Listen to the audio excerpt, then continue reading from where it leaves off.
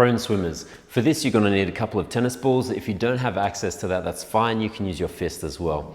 Now, first and foremost, this is mainly to assess the movement and mobility available to you in your shoulder joint. You can use this also as a nice mobilization just to see how the shoulder actually feels on that day before you train. Remember, we're trying to take our shoulder through its entire range of motion, internal and external rotation. So what it looks like is this. You're going to start lying down on the floor. Lower body is relaxed, and you can either have your chin down on the floor or your forehead. I'm going to keep my head up just so you can hear me better. Now, we're going to start with the hands facing one another, and we're going to squeeze the tennis balls.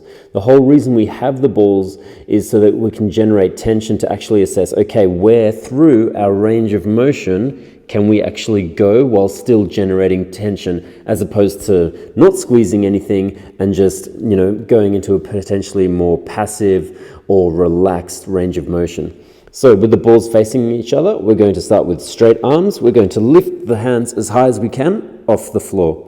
Then we're going to turn the hands down as we sweep the arms back behind us, keeping the hands and arms nice and high as we can. Once we can't go back any further, that's when we bend the elbow to try and take the hands up onto our back as high as we can without touching the back.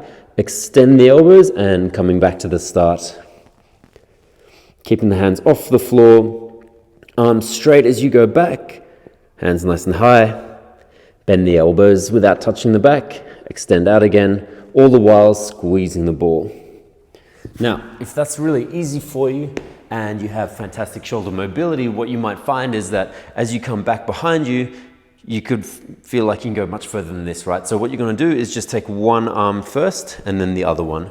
So you can actually access a greater range of motion, and you just alternate like this. My shoulders are a little bit tight, so I do not have access to that. But that is the prone swimmer. Do that for the prescribed reps.